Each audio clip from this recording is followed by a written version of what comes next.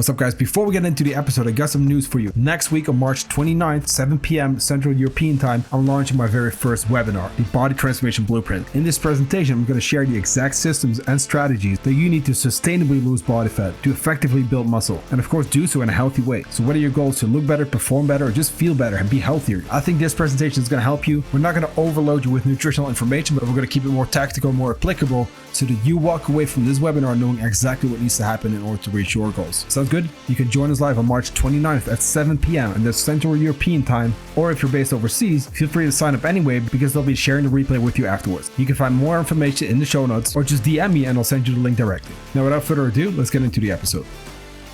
And we're back. What's up? Welcome back to Talking Nutrition. Episode 37. I feel like I need to put these on to hide the bags under my eyes. I had my blue light blockers on for one episode, and in the reels I was like, I look like an idiot. Like, I mean, I'll do that. Oh, I know. I was looking at the reels where I just had been. I was using my computer a little much that day, you know. Yeah. So, welcome to episode 37. How to speed up your metabolism. There's an energy balance, hormone, thyroid deep dive. But first, happy birthday, Kristine. Thank you. Do you feel amazing on this? Oh, well, not really. I was just telling Johan, I'm surprised I made it on here because I got glutened. I call it getting gluten when I don't have gluten on purpose, and I will never have gluten on purpose. I'm just dead to the world if that happens to me. And I definitely feeling it today, but not as bad as I thought. So good. I'm thankful for that, I guess. I'm glad you're here. Yeah. How old are you now? Yeah. 32? Yeah. Old as fuck. 32. So I still got you by 1 year, so I'll always be older, but okay. Oh, Eric's turning 37 in 10 days, so I'm still young, technically. You're still it's about how you feel, you know, how young you feel. Sometimes I feel like I'm 80, so. This morning I felt a little old, to be honest with you, but thanks to the freaking what I put myself through for so many years in my CrossFit years. Oh yeah, that's that gets me sometimes still. So the gluten incident was completely just by accident, just kind of happened. Like, what happens, was it like? So like it mostly happens when I eat out. I'm obviously very careful at home, but there's times where I'm very careful when I eat out too. Like, I'm telling them I have an allergy. I'm asking for like the gluten-free stuff.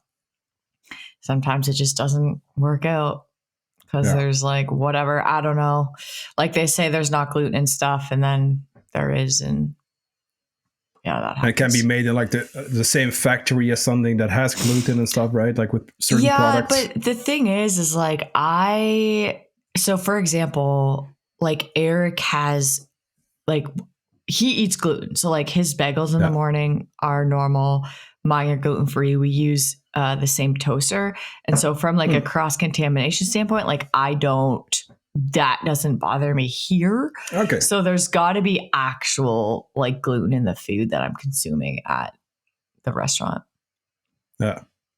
Was that always a thing, or was that kind of part because of the whole CrossFit thing, kind of like overstressing the system? Yeah. No, I used to crush gluten. I used to crush donuts and pizza, and I'm Italian. I would have pasta. But then, yes, like overstressing the system with CrossFit for so many years. I mean, a lot of people don't correlate what that does to the gut lining, right? And it starts to basically separate. And then we start to see stuff like this happen, like the food sensitivities.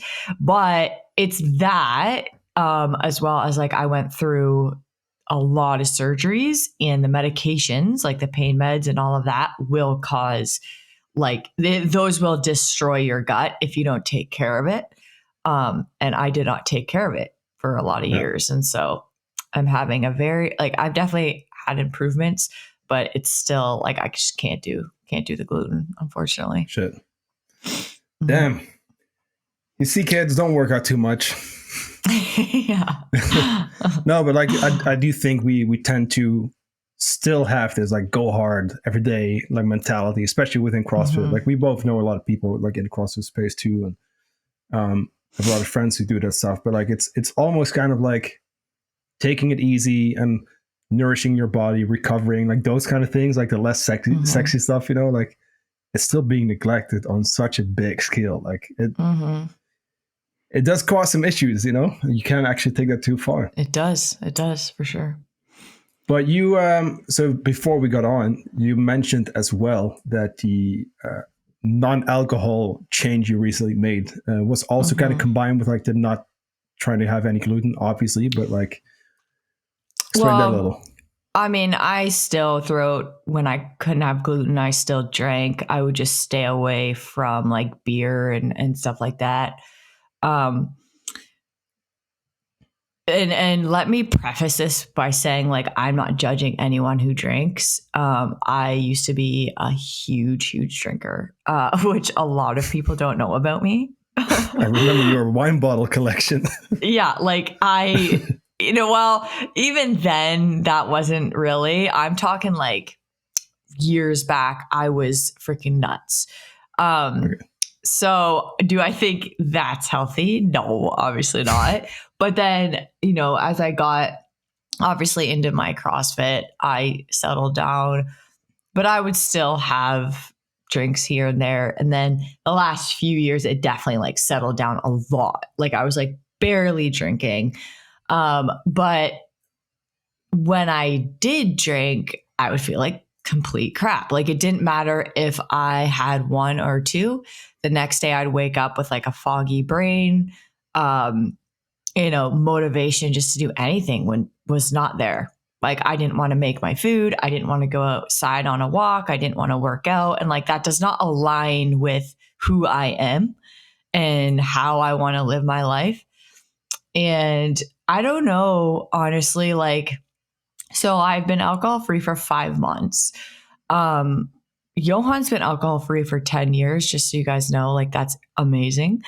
But I posted about this and I went out for dinner with Eric and I had 2 drinks and I woke up feeling like that. And I don't know, I think it's just where I'm at in my life. I really just got honest with myself that day and I was like, do I really want to spend days like this? Like, is that 1 to 2 drinks, or even if I was to have 6 drinks, like, is that really worth it?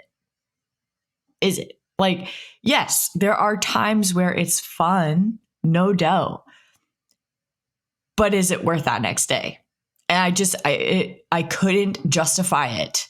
Yeah. Like, I couldn't. Like being really, really honest with myself and not saying, oh yeah, like it de-stresses me and like, which in reality it doesn't do. And I know a lot of people do drink for that reason, but you have to be honest with yourself. It's not actually doing that, right? Yeah. It's really not. There's a lot of other outlets that are a lot better than alcohol. But again, I'm not judging. This is not like a thing where I'm judging people. Like I do understand, but when we're talking facts here, like it really isn't doing anything for us. And we can't get away from the fact that alcohol is bad. That is one thing I'm going to say. Like usually I'm like, no, like we don't say good and bad and blah, blah, blah. Well, that's the one thing that I'm going to say.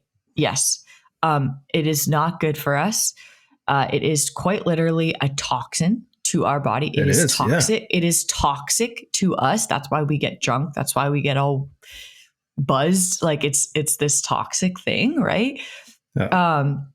And then, really just what it does, to us, the effects it has on sleep, the effects it has on hormones, the effects it has on gut health. Like if you're dealing with any of these things, no amount of alcohol is good. It really adds fuel to the fire. And I guess, those are facts. Like you can't really get away from that. But this is a topic that, a lot of people can easily take offense to because they drink, right? But yeah, it's, that's it. Like I couldn't come up with a reason, to continue. And like I said in my post, like, is this forever? Maybe. Like I have zero desire to drink, now. People are like, well, what about your writing? Don't care. Not like, I don't need to drink. Like in Canada, I was out with friends who I used to binge drink with. Like we would go on binge drinking weekends. And they were drinking and I didn't drink. And, you can't really argue with people if they don't want to drink. If it's bettering their health, like leave those people alone. Yeah, it's funny too, because for you 5 months, for me 10 years, like for a client of mine, 6 months since like last week, which he was super proud of, and I'm also very proud of for him.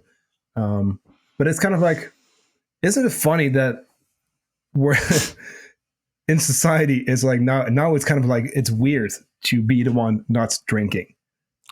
It's weird to be the one who's making healthy food choices, who wants to go to bed early, kind of like, mm-hmm. It's so backwards, I think. Yeah, because it's so normalized. Yeah, definitely. And I do want to mention also, like you said as well, I'm not against alcohol in any way. But objectively speaking, like it is a toxin, like you said, and a toxin, it literally means a poison from a plant, basically. Like that's actually what it is, and that's okay. And I still think that, hey, if you really like drinking, have a drink every now and then, but it's context, Totally. Because if you get drunk and shit-faced like every weekend or multiple times a week, it's just not going to be worth it. If you have serious body composition goals, performance, health goals, especially if any goal.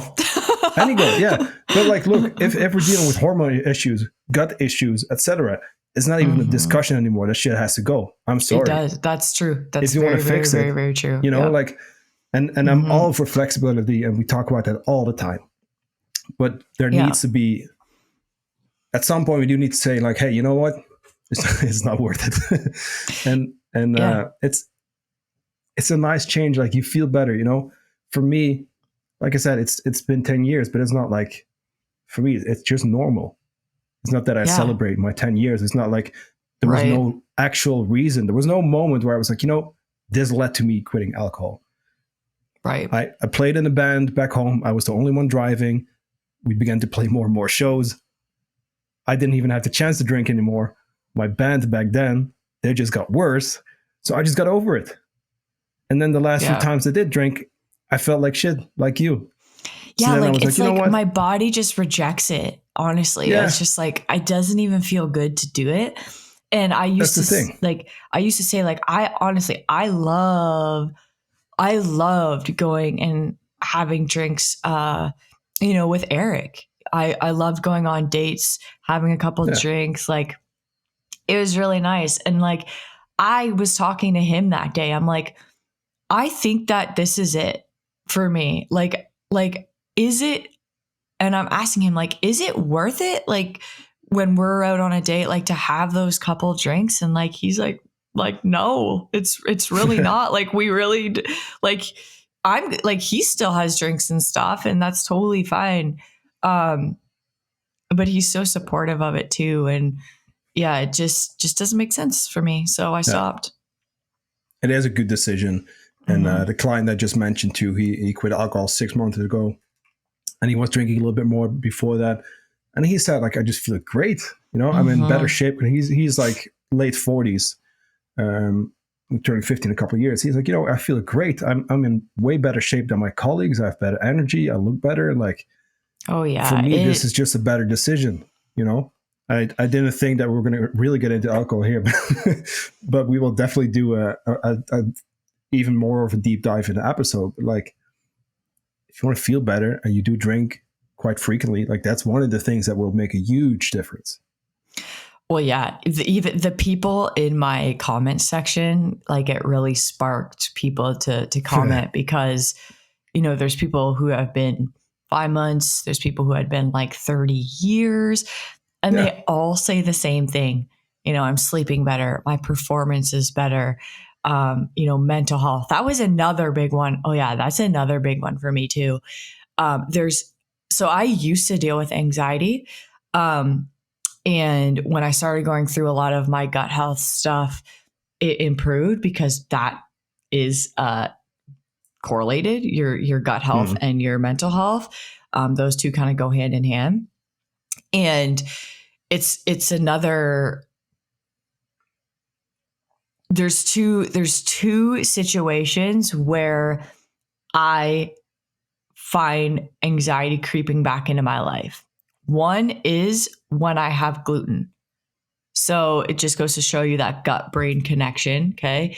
No reason for me to have anxiety, but when I have gluten, it's, you know, creating inflammation. It's causing issues in the gut. That's directly correlated to my brain. So I noticed that. So it's when I have gluten. And then the other time is when I have alcohol.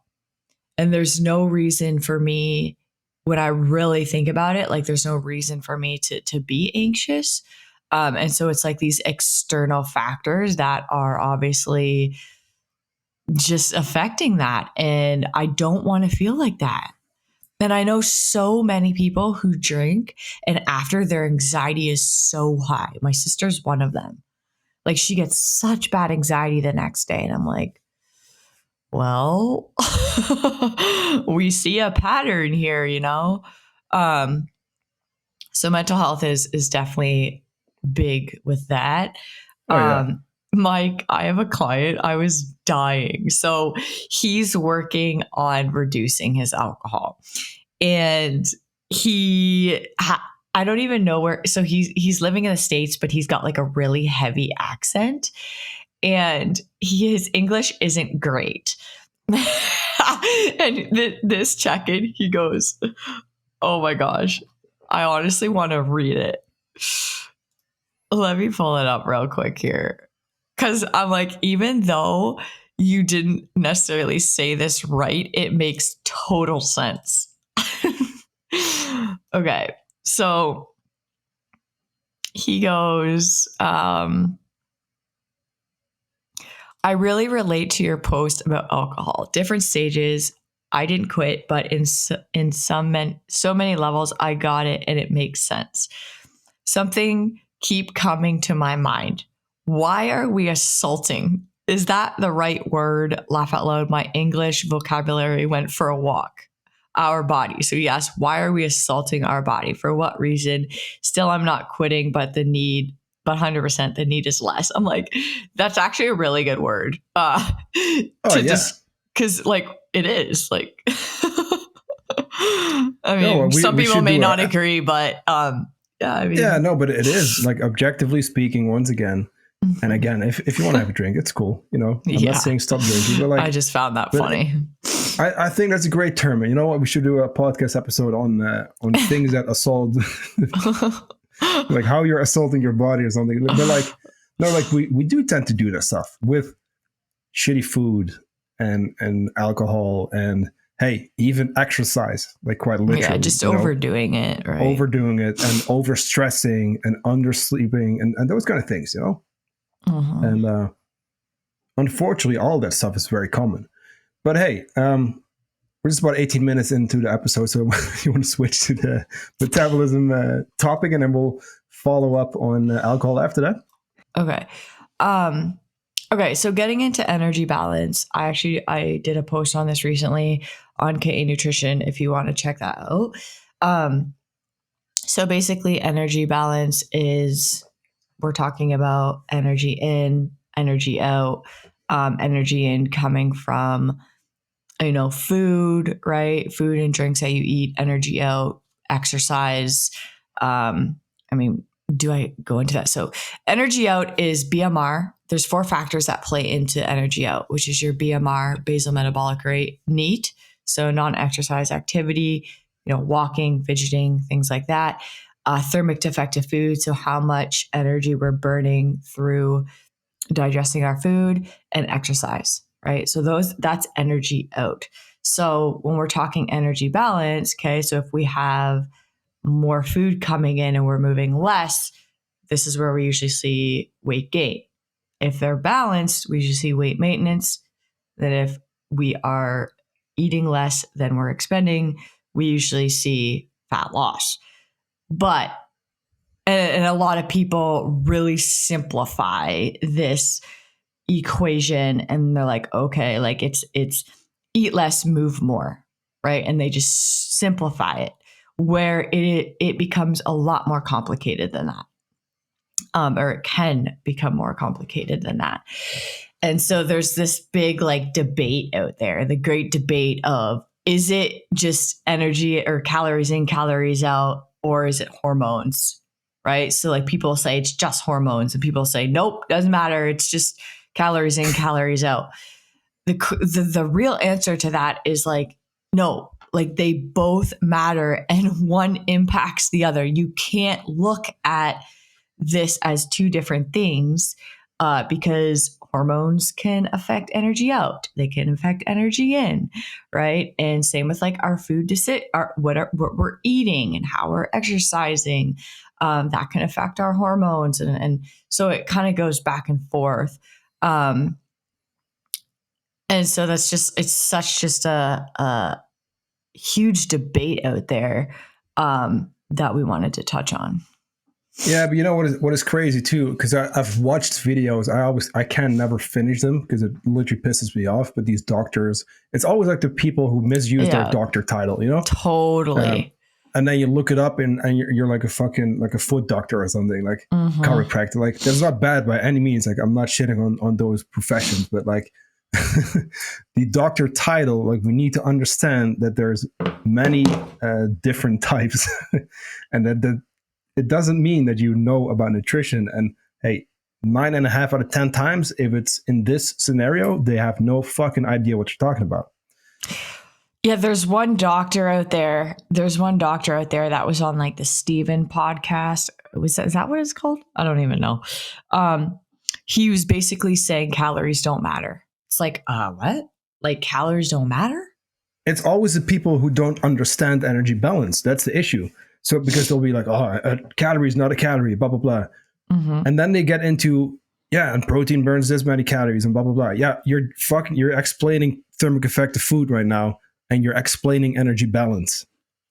It's true. Yeah, literally. You know what I mean? Like literally, It's true. Like, yes, 100 calories from a donut or 100 calories from an apple, that is different. Obviously. You're going to get different amounts of fiber, protein, carbs, fats, all that stuff, micronutrients. But at the end of the day, it does boil down to those calories. And there's no way around it. Like we cannot create energy out of nothing. Like the universe doesn't work that way. Right. And that being said, like knowing that body fat is stored energy, where's that going to come from? You know what I mean? Right. It doesn't make sense. Mm-hmm. It always comes down to energy balance, but those hormones are interconnected there on both 100%, sides. 100%. Yeah. So like, let's talk about that a little bit. So common factors that make this equation, calories in, calories out, more complex. So like sleep, for example. Sleep is a huge one, because that can affect both calories in and calories out. Okay, so like when we don't sleep, we have hunger hormones, leptin and ghrelin. Basically, leptin tells us when we're full. Ghrelin basically tells us when to eat. So when we have chronically poor sleep, actually not even chronically, it happens when we have acute poor sleep, or like 1 to 2 nights of poor sleep. We'll see that leptin decrease and that ghrelin increase. And so we're more likely to overeat in situations like that. Same with cortisol. Cortisol kind of acts very similar, where we can see cortisol increasing from the stress of poor sleep. And then a lot of time when we have that elevated cortisol, we're going to be craving more hyper-palatable foods. So like we want chips, like we don't want protein type thing, right? Very easy to overeat. And then also like poor sleep will play into less activity, right? Less movement. Like when your sleep is just poor, like do you really feel like working out? Do you really feel like going on that walk? No, you kind of feel like just sitting there and doing nothing. So that is one big factor. Chronic dieting, another one. So that can affect our hormones, right? So we see down regulations there. That also affects our hunger hormones. It affects our thyroid. We can see a decrease in NEAT. So that's affecting it. What else did I have here? Poor food quality. So this can increase craving. So that is affecting energy in. And then as well can influence hormones and energy levels. So again, that can affect energy out. We're not moving as much. Okay, what's happening with our hormones there? Chronic stress is another big one.